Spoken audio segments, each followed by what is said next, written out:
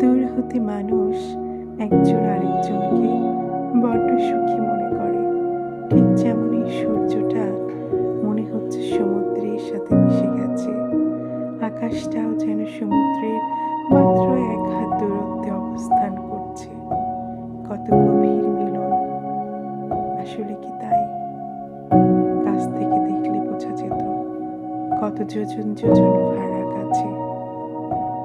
মানুষও ঠিক এমনি, দূর থেকে কিছুই বোঝা যায় না, কাছ থেকে দেখলে কোথায় কোন শূন্যতা আছে, কোথায় কষ্ট আছে, সব দেখা যায়।